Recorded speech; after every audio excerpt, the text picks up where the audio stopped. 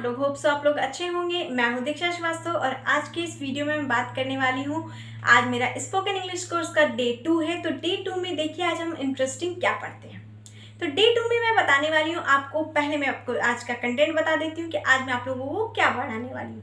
आज मैं आप लोगों को कुछ ऐसे इंटरेस्टिंग थिंग्स बताने वाली हूँ जो यानी कि practice new phrases about everyday conversation. आप डेली कन्वर्सेशन में इसको यूज कर सकते हैं। साथ ही साथ मैं आज आप लोगों को कुछ ऐसी किचन की चीज़ें बताने वाली हूँ जो कि आपको इंग्लिश में भी जानना चाहिए, क्योंकि हम इतना लेंदी लेके बैठ जाते हैं, हम सीधे इंग्लिश बोलेंगे ऐसे, बट हम छोटी छोटी चीज़ों को छोड़ देते हैं। तो आज मैं ये चीज़ें भी इसमें इंक्लूड करने वाली हूँ। तो आइए आगे मैं वीडियो को प्रोसीड करती हूँ।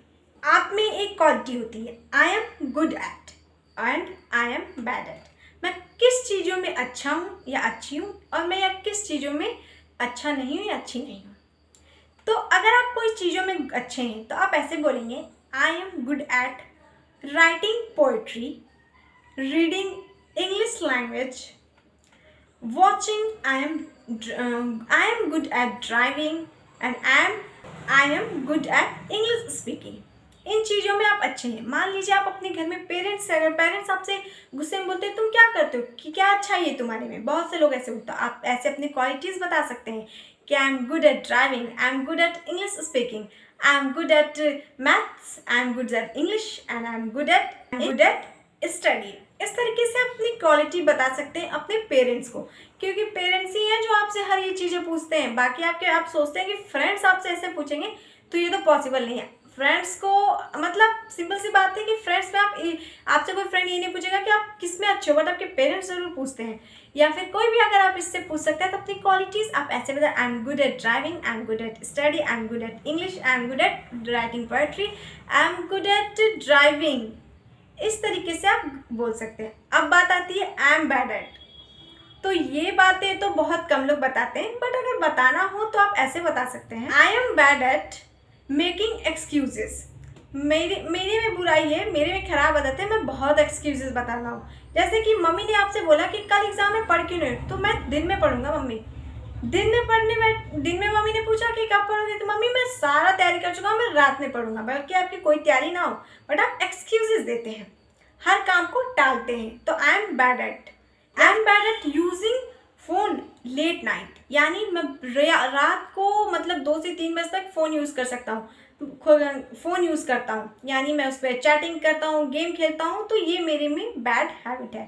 सीरियस सी बात है कि इतनी रात को फ़ोन यूज़ करने से आपके आई साइट प्रॉब्लम हो सकती है। इतनी रात को आप सुबह भी लेट उठेंगे, अगर लेट सोएंगे तो ये आपके बैड हैबिट है। तो अपनी गुड हैबिट को इस तरीके से बता सकते हैं, जो भी बैड हैबिट है उसको इस तरीके से बताए। ये छोटा ऐसा सेंटेंस है, देखिए कितने आप दिन भर में 3 से 4 बार अगर ऐसे यूज़ करते हैं, खुद से भी प्रैक्टिस करते हैं, तो कितना आप में इम्प्रूवमेंट होता है। नेक्स्ट जो है वो है समथिंग रॉन्ग विथ मी। यानी कि कुछ चीज़ों में गलत है, या there is something wrong with, यानी कुछ तो गलत है कुछ चीज़ों में। जैसे कि हर टाइम में उसके टाइम में प्रॉब्लम है, क्योंकि वो टाइम में बहुत बिजी होता है या होती है, तो वो अगला काम टाइम पे नहीं कर पाता है। या हर फैमिली में कुछ उससे प्रॉब्लम है, उसका नेचर ऐसा है। यानी कई लोगों का नेचर अच्छा नहीं होता है, तो कुछ प्रॉब्लम होती है कि अगर हमारे में फ्रेंडशिप भी है किसी 2 लोगों में, तो एक के नेचर सही ना होने की वजह से दूसरे पे भी इम्पैक्ट पड़ता है। तो इस तरीके से आप बोल सकते हैं, या योर वॉच में, यानी तुम्हारे देखने के नज़रिए में या किसी प्लान में ज़रूर कुछ ना कुछ प्रॉब्लम है।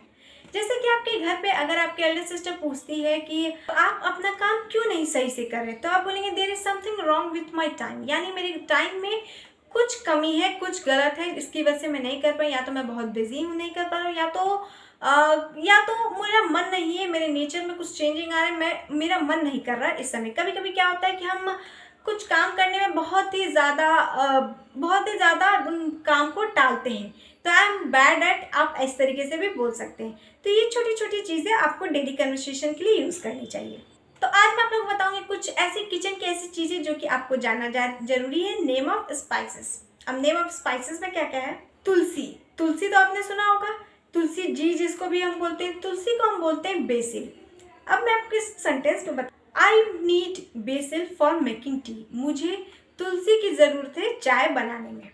अब अगर आप पूरा इंग्लिश में नहीं भी बोल रहे हैं, कोई बात नहीं, आप तुलसी की जगह बेसिल बोलिए। हम अक्सर इंग्लिश बहुत लेंदी लैंग्वेज में बोल लेते हैं, लेंदी वर्ड्स यूज़ कर लेते हैं, बट इन छोटी छोटी चीज़ों को हम इग्नोर कर देते हैं। बट जब हम बीच में इंग्लिश बोलते बोलते इन वर्ड को हिंदी में बोलते हैं तो हमें तो ऑकवर्ड लगता है, यार मुझे नहीं पता, इस तरीके से। तो आप बहुत से लोगों को ये नहीं पता होगा कि ईट को इंग्लिश में क्या कहते हैं। ईट को इंग्लिश में ब्रिक बोलते हैं, बट इन सब चीज़ों को हम इग्नोर कर देते हैं कि ब्रिक क्या, अब उसमें हम लिखेंगे तो कुछ अलग तरीके से कुछ भी लिख सकते हैं, बट हम ब्रिक नहीं हमें पता है। तो ये छोटी छोटी चीज़ें हमें नोटिस करनी चाहिए। तो तुलसी को हम बोलेंगे BECIL. Cumin seeds, cumin seeds को हम जीरा बोलते हैं। आई नीड क्यूमिन सीड्स, मुझे जीरा की ज़रूरत है। जब भी हम कोई चीज़ छौंकते हैं, तड़का लगाते हैं, तो उसमें हमें इसकी ज़रूरत ज़रूर पड़ती है, तो क्यूमिन सीड्स को हम जीरा बोल सकते हैं। साथ ही साथ ये इतने छोटे सेंटेंसेस हैं कि आप अपने घर में मम्मी से भी बोलेंगे तो उन्हें भी सीखने को मिलेगा, साथ ही साथ आपकी भी प्रैक्टिस हो जाएगी। एसेफोटिडा का मतलब होता है हींग। ये वर्ड थोड़ा सा टफ है, इसकी स्पेलिंग में आपको ASAFOETIDA, यानी कि एसेफोटिडा का मतलब होता है हींग। Do you have asafoetida in your kitchen, क्या तुम्हारे किचन में एसेफोटिडा है। इलायची, कार्डमम। कई लोगों को, बहुत से छोटे बच्चे अगर आपसे पूछते हैं व्हाट इज दिस, तो आप बोलेंगे दिस इज कार्डमम, या फिर हिंदी में इसको बोलेंगे इलायची। नेक्स्ट, धनिया, कोरिएंडर, यानी जो सूखी धनिया होती है, जैसे कि आप इमेज में देख रहे हैं, सूखी धनिया को हम कोरिएंडर बोलते हैं। बट अगर धनिये को पत्ते को बोलना होगा, ये तो हो गई कि इस धनिये को आप देख रहे हैं तो आप कोरिएंडर बोलेंगे, पर धनिये के पत्ते को हम क्या बोलेंगे। धनिये के पत्ते को हम बोलेंगे सिलेंट्रो, या फिर पार्सले, या फिर कोरिएंडर। आप धनिये के पत्ते को बोलेंगे। नेक्स्ट, फेनल, सौंफ। फेनल, नेक्स्ट है फेनल सीड्स, यानी कि सौंफ। सौंफ को हम फेनल सीड्स बोलते हैं। आप खुद को भी सर्च करना, आप कोई भी नहीं आसपास, तो आप ऐसे बोल सकते हैं where is fennel seeds, I can't found, फिर आप सीधे अपने मम्मी को आवाज़ देंगे। सिंपल बात है, जब हमें किचन में या कहीं घर पर चीज़ें नहीं मिलती है तो हम सीधे अपने मम्मी को आवाज़ देते हैं। उनके आते ही वो चीज़ें ज़रूर मिल जाएंगी, बट आप ढूंढते रहेंगे तो नहीं मिलेगा। तो फेनल सीड्स आप यूज़ कर सकते हैं। मेथी, मेथी को हम बोलेंगे फेनुग्रीक सीड्स। फेनुग्रीक सीड्स मेथी को हम बोलेंगे। तो आप देखिए, छोटे छोटे सेंटेंसेस शायद आपको ना पता हो, पर आप यहाँ से प्रैक्टिस करेंगे तो आपको आपके लिए काफ़ी यूजफुल होगा। फेनुग्रीक सीड्स का मतलब होता है मेथी। नेक्स्ट, सीसम सीड्स हम बोलते हैं तिल को। इसको मैं एक सेंटेंस में बताती हूँ। I like to eat sesame seeds laddu, यानी मुझे तिल के लड्डू बहुत पसंद है विथ जैगरी। जैगरी से ही ये बनता है लड्डू जो होता है तिल का। तो इस तरीके से सबसे इंटरेस्टिंग है, ये तो मुझे सुनते ही याद हो गया था। मैट का मतलब होता है जावित्री। जावित्री देखिए ऐसा दिखता है।